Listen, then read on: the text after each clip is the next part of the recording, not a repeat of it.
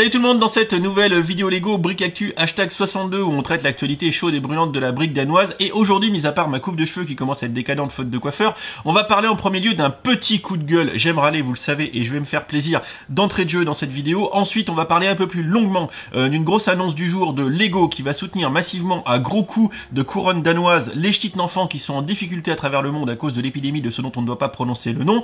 On parlera ensuite de Fortnite qui a clairement tué toute ma data hier et mon stream.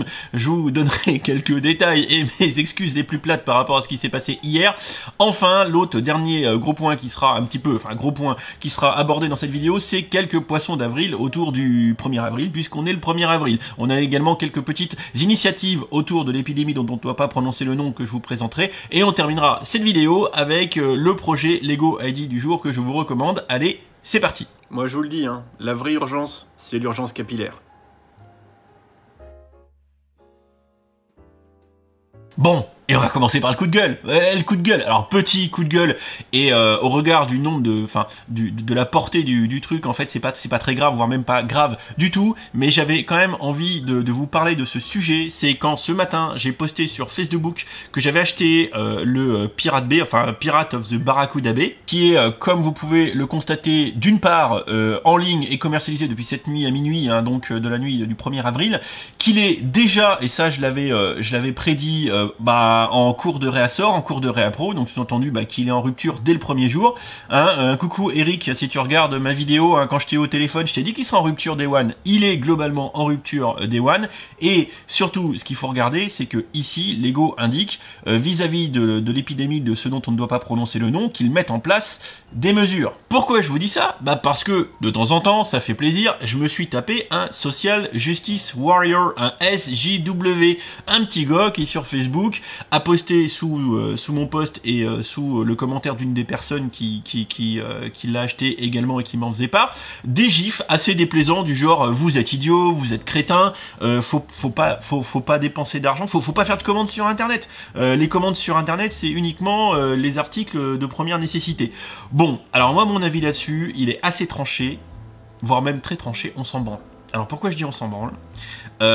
Parce que déjà les plateformes comme maintenant Amazon, tout ça, ou Lego, enfin je veux dire, traitent par priorité. C'est-à-dire qu'un livreur DPD en l'occurrence, ou DHL je crois pour Lego, quand il voit les commandes arriver de Lego, s'ils ont d'un côté Lego et de l'autre un produit pharmaceutique de première nécessité urgent, monsieur DHL, j'imagine, j'ose espérer même, qu'ils vont prioriser le produit pharmaceutique qui est la destination, je pense, de quelqu'un qui en a vraiment plus besoin que moi qui viens de commander mon Lego. Donc le commentaire entre guillemets est nul et non avenu. On achète ce qu'on veut sur le net et ensuite libre aux différentes plateformes qui sinon auraient coupé leur service de prioriser ce qui est le plus important. La majorité des plateformes l'ont d'ailleurs annoncé. Amazon priorise et ça me semble normal et il n'y a pas de souci si je reçois mon Lego dans 2 mois. Parce qu'il y a eu des médicaments qui sont passés avant, pas de souci. Mais après, hein, les petits gars, parce que là, je dis c'est pas grave, mais ça m'agace. Mais c'est pas grave, parce qu'on sait dans l'absolu que tout le monde achète tout et n'importe quoi. Les gens qui achètent de la bouffe et du PQ sur Amazon, hein, on est d'accord. Je ne vois pas, à mon sens, je peux me tromper, mais je ne vois pas, à mon sens, quels seraient les articles de première nécessité ou d'urgence qui s'achèteraient sur Amazon. Voilà, ou sur le net en règle générale. Tout ce qui est vraiment important, c'est la bouffe. Ça peut encore se trouver dans les grandes surfaces et les réseaux le martèlent qu'il n'y a pas de rupture, à part si on fait tous les cons collectivement et qu'on dévalise les rayons. Ce que je vous invite à ne pas faire. Moi, j'ai encore été faire mes courses aujourd'hui avec mon petit masque, mes petits gants, en faisant gaffe, en respectant les règles de distanciation, bien évidemment. Et j'ai acheté que ce que j'avais besoin pour une semaine. J'ai pas acheté pour 3 mois. Bon, on est d'accord. Donc, s'il n'y a pas de rupture en grande surface, pour les produits de première nécessité, vous pouvez y aller. En y allant aux horaires qui vont bien, on croise quasiment personne. Les risques sont très faibles et très limités. Pas besoin, ou alors vous utilisez le drive, pas besoin d'acheter de la bouffe sur internet, par exemple. Donc, quand j'entends les commentaires et de cette personne en l'occurrence qui dit oui, c'est que pour les trucs de première nécessité les commandes, oui, dans l'absolu, oui, mais si des grosses boîtes comme Lego, comme d'autres, conservent leur activité, parce qu'il faut pas oublier que si on arrête toute activité économique aussi, on va tout foutre par terre, et on va le voir dans le second volet de ce que fait Lego, de ce que l'on sait Lego, qui vont filer plein de thunes pour soutenir les gamins, voilà, et d'ailleurs la même personne en l'occurrence soutient le fait que Lego donne du fric, mais bon, si Lego n'en gagne pas d'un côté, ils vont pas pouvoir en donner de l'autre, donc à un moment donné, Voilà, hein, faut, comme je dis dans mes commentaires, faut savoir raison garder. Si je commande mon Lego mais qu'il arrive dans 3 mois, c'est pas grave. Parce que comme je vous le disais, Lego nous l'assure, et j'ose espérer que ce qu'ils nous écrivent c'est vrai. Si tout le monde commence à pipoter, bah là autant ne plus croire en rien et tout arrêter. Que globalement, ils essayent de mettre en sécurité leurs collaborateurs, tout ça. Ils nous disent clairement que les stores physiques sont fermés, que les achats de pièces pour l'instant c'est fini, que tous leurs employés qui peuvent télétravaillent, et que si leurs livreurs DPD ou DHL mettent du temps, et ben ça mettra du temps, voilà. Donc à un moment donné, faut pas s'exciter le zizi pour rien. Là j'ai envie de gueuler parce que j'ai envie de gueuler, voilà, ça me fait plaisir, voilà, un petit coup de gueule. Mais franchement, je comprends pas les gens qui se mettent à jouer les justiciers sur le net. Il y en aura toujours, mais gratos, parce que ce que la personne a écrit sur Facebook, c'est juste gratuit, c'est gratuit. Et en plus, ce qui me fait marrer, c'est que la personne, à part moi, à qui il a répondu sur Facebook en lui disant mec, t'es idiot d'avoir commandé sur internet, c'est un personnel soignant, quoi. Le mec il dit je suis sûr que tu serais le premier à gueuler, à voir des gens dans ta bagnole sans savoir pourquoi ils sont dans leur bagnole. Si je suis infirmier ou toubib et que je dois me déplacer pour sauver ton cul, eh ben c'est que j'ai une bonne raison d'y être dans la bagnole. Voilà, alors oui, forcément il y a des gens qui font les cons, mais à un moment donné, respirer, c'est pas parce qu'on achète du Lego qu'on va faire du mal aux gens, hein. Faut respirer, faut se détendre du slip, et franchement les gens, à un moment donné, faut prendre du recul, de la hauteur, et quand je vois certains commentaires, je me dis que les gens sont le nez rivé dans leur truc et ne savent pas comment dire, apprécier la situation à leur juste valeur. C'est pas très grave, mais clairement, achetez du Lego si vous avez envie d'en acheter. Les gens derrière sauront en connaissance de cause faire ce qui doit être fait, c'est-à-dire livrer, ne pas livrer, attendre, pas attendre, et puis voilà. Et si c'était trop risqué pour tout le monde, bah on plierait tous les goals complètement et ce serait finex. Voilà, bon. Donc on va laisser les entreprises et les autorités décider en lieu et place, et on va pas non plus voilà, dire de la merde inutilement sur les réseaux sociaux. Je vous rappelle qu'à chacune de mes vidéos, je vous martèle les règles de sécurité, de distanciation, tout ça, et qu'il faut les appliquer. Maintenant, pour ce qui n'est pas de notre sort, c'est pas de notre sort, faut peut-être arrêter de se faire des nœuds à la tête. Vu le temps qu'on va être confiné, avoir un petit peu de divertissement, c'est quand même pas de refus. Voilà, j'en ai fini pour mon coup de gueule. C'était gratuit, j'avais envie en plus. L'autre point important, je l'ai reçu aujourd'hui par communiqué de presse, c'est Lego. Alors d'ailleurs ça a été martelé sur les réseaux maintenant depuis aujourd'hui, hein. Lego va s'engager fortement auprès de l'équipidémie de ce dont on ne doit pas prononcer le nom. 2 initiatives majeures. La première, ils vont filer 50 millions de dollars à des associations ou des structures on va dire humanitaires, dont la première en tête de liste est Education Cannot Wait. Je vous la présente juste après, pour du soutien auprès des enfants. Voilà, ça c'est super important. La seconde initiative, qui est, je pense, de très bonne composition et qui est vraiment intéressante, c'est l'ouverture d'un site internet Lego #Let'sBuildTogether qui va être là pour soutenir les parents, les occuper, bla bla bla. Je vous passe le communiqué de presse entre ce que dit le CEO de Lego, ce que dit le patron de la fondation Lego, ce que dit le patron de l'assaut humanitaire voilà, Education Cannot Wait. C'est voilà, c'est beaucoup d'informations, mais clairement c'est pas des menus cacahuètes que Lego donne, et le CEO de Education Cannot Wait dit d'ailleurs qu'ils sont très reconnaissants de la fondation Lego, que ce sont les premiers partenaires du secteur privé à contribuer et à répondre vis-à-vis du Covid-19.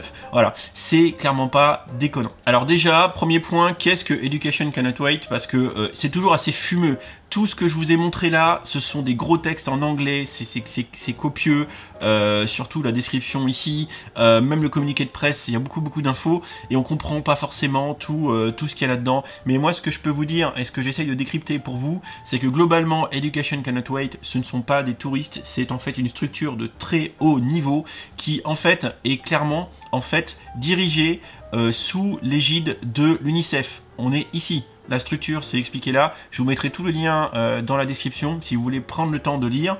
Et globalement, c'est effectivement une structure de haut niveau drivée par l'UNICEF, qui est donc le Fonds des Nations Unies pour la protection de l'enfance. C'est au-dessus des Nations Unies, donc c'est pas Joel Clodo, une asso de 10 personnes, alors rien évidemment contre les assos de 10 personnes, hein, non, disons que tu files pas 50 millions de dollars à une structure qui est pas capable de les gérer.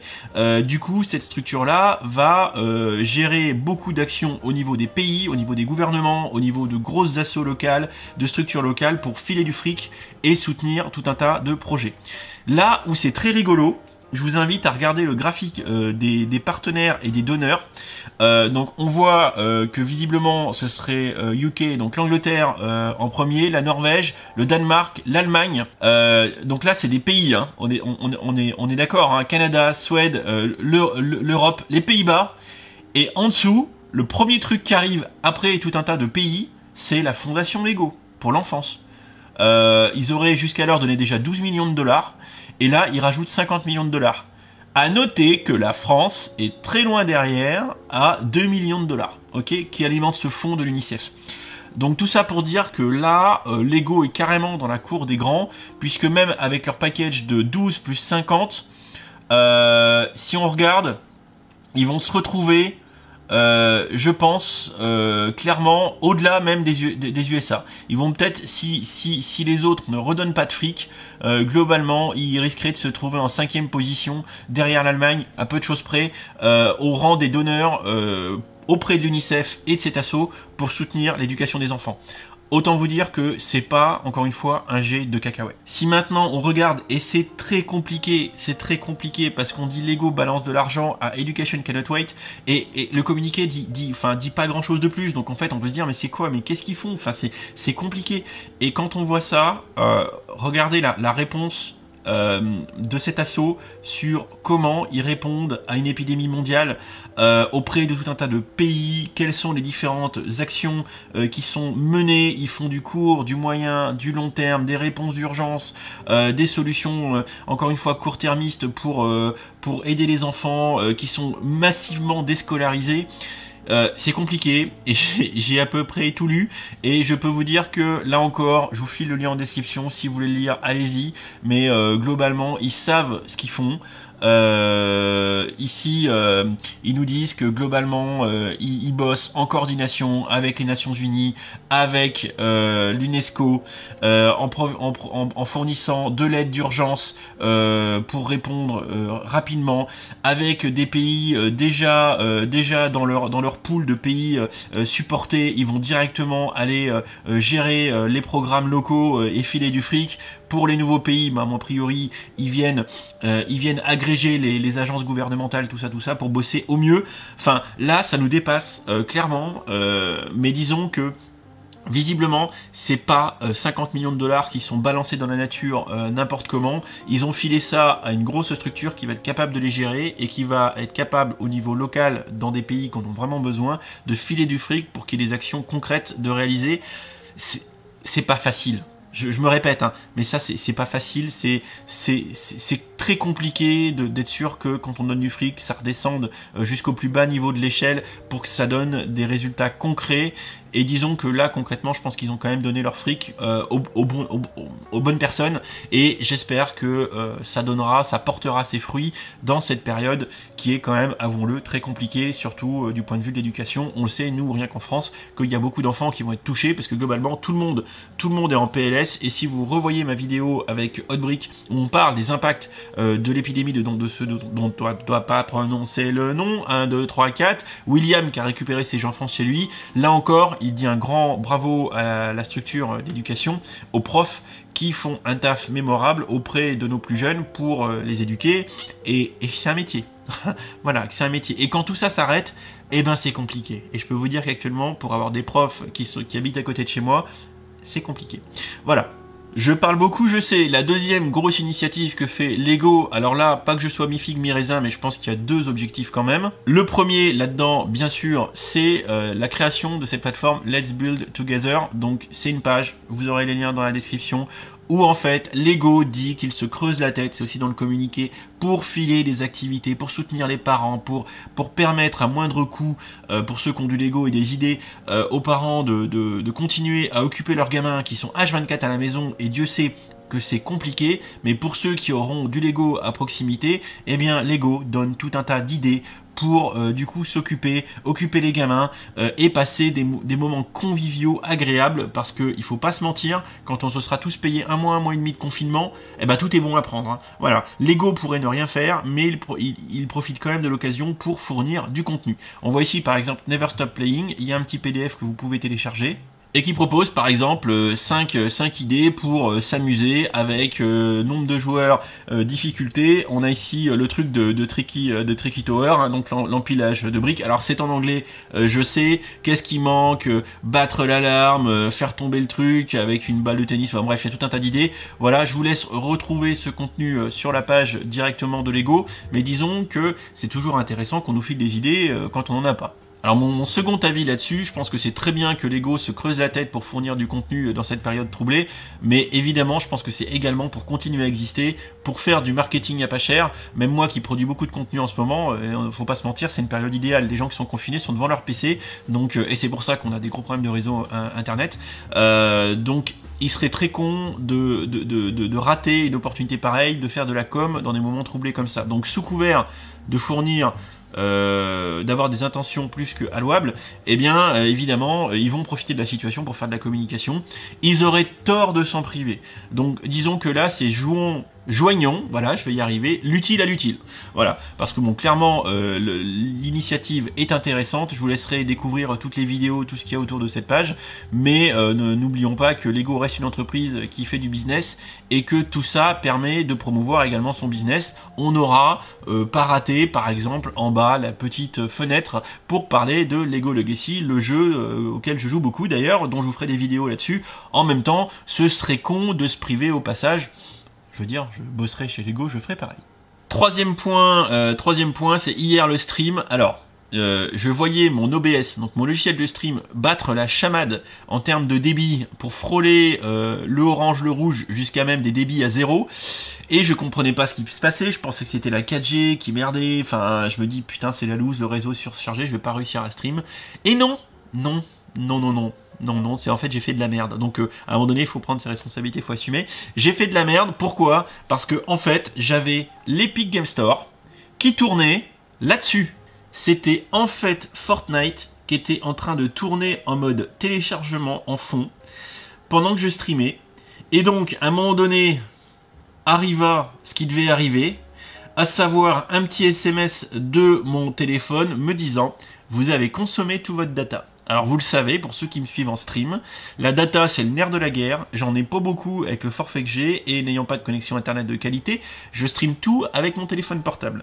Donc autant dire que il me restait 15 gigas pour tenir jusqu'aux 7 jours où mon forfait se renouvelle, et pour récupérer 100 gigas, ce qui me permettra, jusque je pense la fin du confinement, de pouvoir vous fournir du contenu régulier en streaming. Sauf que hier, j'ai tout cramé ce que j'avais racheté il y a 3 jours, hein, parce que j'avais racheté pour 20 gigas, enfin voilà, parce que je crame tout au fur et à mesure. Hein. Là, ce mois-ci, sans vous mentir, sur le mois de mars, sur le mois de mars, j'ai dépensé 100 balles. Alors, on s'en fout, hein, encore une fois, je gagne ma vie, hein, donc je m'en fous. Mais juste pour vous dire, j'ai dépensé 100 balles en data pour pouvoir streamer, quoi.